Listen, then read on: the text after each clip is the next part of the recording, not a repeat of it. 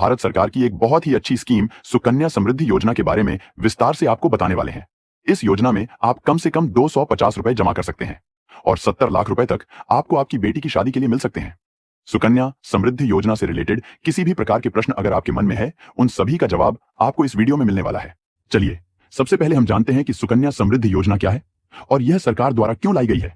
दोस्तों, सरकार द्वारा इस योजना को जनवरी 2015 में सरकार द्वारा बेटी बचाओ बेटी पढ़ाओ अभियान के तहत शुरू किया गया था, जिससे जो गरीब घर की बेटियां हैं वह पढ़ाई कर सकें और जब उनकी शादी हो तो उस टाइम जो बेटी के पिता है वह अपनी छोटी छोटी बचत को इस स्कीम में जमा करके और एक गारंटीड इंटरेस्ट के साथ एक अच्छा पैसा पा सकें, जिससे वह अच्छे से बेटी की शादी कर सकें और उन्हें कोई दिक्कत ना हो। चलिए अब जानते हैं इस स्कीम में निवेश करने के लिए कौन कौन पात्र हैं और क्या क्या डॉक्यूमेंट लगेंगे। स्टेप बाय स्टेप इस स्कीम को हम आगे भी डिटेल में आपको समझाएंगे और देखेंगे कि आप इस स्कीम में कितना जमा करेंगे तो कितना मिलेगा, कब तक जमा करेंगे तो कितना मिलेगा, यदि अभिभावक की मृत्यु हो जाती है उस स्थिति में क्या होगा, यदि बेटी की मृत्यु हो जाती है तो उस स्थिति में क्या होगा। ये सारी जानकारी हम आपको इस वीडियो में डिटेल से बताने वाले हैं।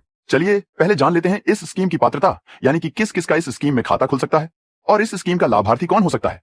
सबसे पहली बात, आप यहां पर यह समझ लीजिए कि जब कभी भी आप किसी भी बैंक में अपना खाता खुलवाते हैं, जैसे बचत खाता या चालू खाता खुलवाते हैं, तो उसकी एक पासबुक मिलती है। ठीक इसी प्रकार आपको सुकन्या समृद्धि योजना के लिए खाते को खुलवाना पड़ता है। इसमें भी आपको पासबुक मिलती है। यह खाता आप किसी भी बैंक में या पोस्ट ऑफिस में जाकर खुलवा सकते हैं। सुकन्या समृद्धि योजना में खाता खुलवाने के लिए आपकी बेटी की उम्र 10 वर्ष से कम होनी चाहिए। यह खाता केवल बेटियों के नाम से ही खोला जाता है, बेटों के नाम से नहीं, यही इसकी पात्रता है। इस योजना में किसी भी धर्म, किसी भी जाति के व्यक्ति अपनी बेटी जिसकी उम्र कम से कम एक दिन और ज्यादा से ज्यादा 10 वर्ष है, वह यह खाता खुलवा सकते हैं, लेकिन वह भारत के नागरिक होने चाहिए। इस योजना में परिवार की केवल 2 बेटियों का ही खाता खोला जा सकता है। अगर किसी की 4 बेटियां हैं तो वह किन्हीं 2 बेटियों का खाता उनके नाम से खुलवा सकते हैं। एक परिवार में केवल 2 बेटियों से अधिक का खाता नहीं खुलवा सकते।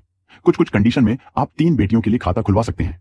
जैसे पहले एक बेटी का जन्म हो गया, फिर अगली बार 2 जुड़वा बेटी पैदा हुई, तो केवल ऐसी ही परिस्थिति में 3 बेटियों का खाता खुलवाया जा सकता है। जब कभी भी आप सुकन्या समृद्धि योजना में खाता खुलवाने के लिए बैंक या पोस्ट ऑफिस में जाते हैं तो वहां पर आपको आपकी बेटी का आधार कार्ड की फोटोकॉपी जमा करनी पड़ती है। अगर आपकी बेटी का आधार कार्ड अभी नहीं बना है तो आप अपनी बेटी का जन्म प्रमाण पत्र की फोटोकॉपी भी जमा कर सकते हैं। इसके साथ साथ बेटी के पिता का आधार कार्ड या जो भी संरक्षक हैं, जैसे दादा दादी, उनके आधार कार्ड की फोटोकॉपी भी जमा कर सकते हैं। सुकन्या समृद्धि योजना का खाता बेटी के नाम से खोला जाता है। जब पासबुक मिलती है उस पर बेटी का नाम, बेटी के पिता का नाम या संरक्षक का नाम, बेटी की उम्र आदि डिटेल लिखी रहती है। चलिए अब जान लेते हैं कि सुकन्या समृद्धि योजना का खाता तो खुल गया, अब हम इसमें कितना पैसा जमा कर सकते हैं। तो इसमें आप 250 रुपए से लेकर 1,50,000 रुपए तक एक साल में जमा कर सकते हैं।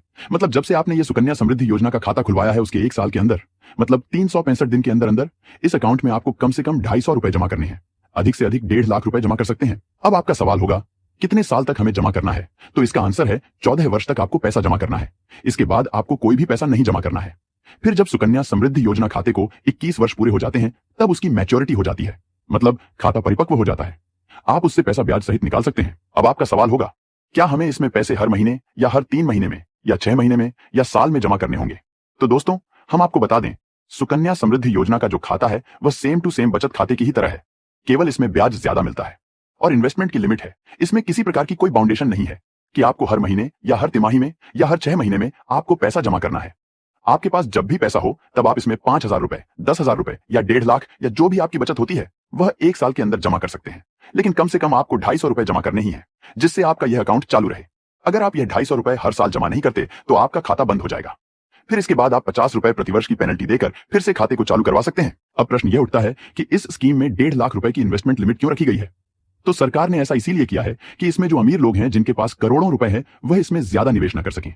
जैसे कि आप सभी लोग जानते हैं कि जब कभी भी हम किसी बचत खाते में पैसा जमा करते हैं तो उसमें मिनिमम 2% से लेकर 3% तक का इंटरेस्ट रेट मिलता है, लेकिन इस सुकन्या समृद्धि योजना में 8.2% वार्षिक दर से इंटरेस्ट मिल रहा है, वह भी गारंटीड, जिसमें किसी प्रकार का म्यूचुअल फंड की तरह कोई भी रिस्क नहीं है। तो हर कोई अमीर व्यक्ति चाहेगा कि इस सुकन्या समृद्धि योजना में 1.5 लाख रुपए इन्वेस्ट ना करके शेयर मार्केट की तरह 10 लाख या 50 लाख रुपए इन्वेस्ट किया जाए। हालांकि इस स्कीम में अमीर व्यक्ति भी इन्वेस्ट कर सकते हैं, लेकिन वह केवल 1.5 लाख रुपए तक ही इन्वेस्ट कर सकते हैं। चलिए अब बात करते हैं मैच्योरिटी की, मतलब कब आपको पैसा मिलेगा उसकी। इसको हम एक उदाहरण के माध्यम से अच्छे से समझ लेते हैं। दोस्तों, सुकन्या समृद्धि योजना की जो वार्षिक ब्याज दर है वह 8.2% है।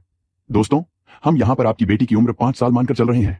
अगर आपकी बेटी की उम्र 10 साल से कम है, वह कोई भी वर्ष हो सकता है, 2 साल, 3 साल या 4 साल, उससे कोई फर्क नहीं पड़ता है। हम यहां पर मानकर चल रहे हैं कि आप अपने 5 वर्ष की बेटी की शादी के लिए इस सुकन्या समृद्धि योजना में इन्वेस्टमेंट करना चाह रहे हैं, तो आप बैंक में जाते हैं और इस खाते को इसी साल वर्ष 2025 में खुलवाते हैं और उसमें 20,000 रुपए हर साल जमा करते हैं, तो आपको इस स्कीम में 14 वर्ष तक 20,000 रुपए जमा करते हैं। फिर आपको 7 साल वेट करना होगा। 7 साल वेट करने के बाद 2046 में, मतलब 21 साल बाद आपके इस अमाउंट की मैच्योरिटी होगी, मतलब पैसा निकाल सकते हैं। तो आप यहां पर देख सकते हैं, आपने 14 साल तक 20,000 रुपए प्रतिवर्ष की इन्वेस्टमेंट की, तो आपका टोटल इन्वेस्टमेंट 3 लाख हो गया, जिस पर आपको 8.2% का वार्षिक इंटरेस्ट मिला। उस हिसाब से आपकी इन्वेस्टमेंट पर जो 21 साल में इंटरेस्ट मिला वह हुआ 6,23,677 रुपए। और आपकी इन्वेस्टमेंट को भी अगर हम जोड़ दें तो टोटल मैच्योरिटी वैल्यू 9,23,677 रुपए हो जाती है। दोस्तों, इस स्कीम में कुछ नेगेटिव पॉइंट भी हैं जो हम आपको इस वीडियो में आगे बताने वाले हैं, तो वीडियो को लास्ट तक देखें। इसी प्रकार अगर आप 50,000 रुपए प्रतिवर्ष इस स्कीम में जमा करते हैं तो 14 वर्ष में जो आपकी टोटल इन्वेस्टमेंट होगी वह होगी 7,50,000 रुपए, और 21 वर्ष में जो इस इन्वेस्टमेंट पर जो आपको इंटरेस्ट मिलेगा वह होगा 15,59,193 रुपए। आपकी इन्वेस्टमेंट और रिटर्न को जोड़ दें तो कुल मैच्योरिटी वैल्यू 23,09,193 रुपए हो जाती है। इसी प्रकार अगर आप 1.5 लाख रुपए प्रतिवर्ष 14 साल तक जमा करते हैं तो आपको 21 साल बाद जो मैच्योरिटी पर टोटल अमाउंट मिलेगी वह होगी 69,27,578 रुपए। अब दोस्तों, आप यहां पर पूछेंगे कि यह जो सुकन्या समृद्धि योजना पर 8.2% का रिटर्न मिल रहा है, क्या वह गारंटीड है? तो इसका आंसर है यस, यह जो रिटर्न है वह गारंटीड है, लेकिन फिक्स्ड नहीं है। यह मैं ऐसा क्यों बोल रहा हूं, वह इसलिए क्योंकि सभी बैंकों को आरबीआई रेगुलेट करती है। आरबीआई समय समय पर इस स्कीम पर मिलने वाले रिटर्न को चेंज करती रहती है, क्योंकि शुरुआत में जब यह सुकन्या समृद्धि योजना लॉन्च की गई थी तो उस समय ब्याज दर 9% थी, फिर बीच में इसकी ब्याज दर 7.6% कर दी गई, लेकिन अब इस स्कीम की ब्याज दर है वह बढ़ा दी गई है, वह 8.2% कर दी गई है। बहुत से लोग हमें कमेंट करते हैं और पूछते हैं कि अगर सुकन्या समृद्धि योजना में किसी बच्ची के पिता ने खाता खुलवा लिया और वह 1, 2 साल या 5 साल तक पैसा जमा करते रहे और इसी बीच बच्ची के पिता की मृत्यु हो जाती है, तब क्या होगा? तो पिता की इन्वेस्टमेंट के बीच में मृत्यु होने पर इस स्कीम में किसी प्रकार का इंश्योरेंस नहीं है। यह एक नेगेटिव पॉइंट यहां पर हम मानकर चल रहे हैं। पिता ने जितना भी इन्वेस्टमेंट किया है, 1,000, 2,000 या लाख 2 लाख, वह अमाउंट बेटी कभी भी पिता का मृत्यु सर्टिफिकेट लगाकर पैसे निकाल सकती है, या जो नॉमिनी है वह निकाल सकते हैं। अगर कोई अभिभावक जैसे मां, दादा या दादी इस स्कीम को कंटिन्यू रखना चाहते हैं तो वह कम से कम 250 रुपए हर साल और अधिक से अधिक जो भी बचत है वह जमा कर सकती हैं या नहीं निकालते हैं तो वह अमाउंट इस खाते में पड़ा रहेगा। अगर किसी घर वाले को पता नहीं है कि मेरे पिता ने इस प्रकार की स्कीम में मेरी शादी के लिए पैसा लगाकर रखा है, तो कभी भी बैंक या पोस्ट ऑफिस आपको बताने नहीं आएगा। आपको खुद से ही पता करना होगा और पैसे को निकालना होगा। अब आप यहां पर पूछेंगे कि अगर अभिभावक जीवित हैं और बेटी की मृत्यु हो जाए तो क्या होगा? जो भी पिता अपनी बेटी की शादी के लिए या उसकी पढ़ाई के लिए पैसा जमा कर रहे थे, उस बेटी की किसी कारण मृत्यु हो जाती है, तो ऐसी स्थिति में क्योंकि बेटी के लिए पैसे को जमा किया जा रहा था, तो नियम यह कहता है कि बेटी की मृत्यु होने के बाद पिता को मृत्यु प्रमाण पत्र लगाकर जो भी ब्याज सहित राशि बन रही है वह निकालकर खाते को बंद कराना होगा।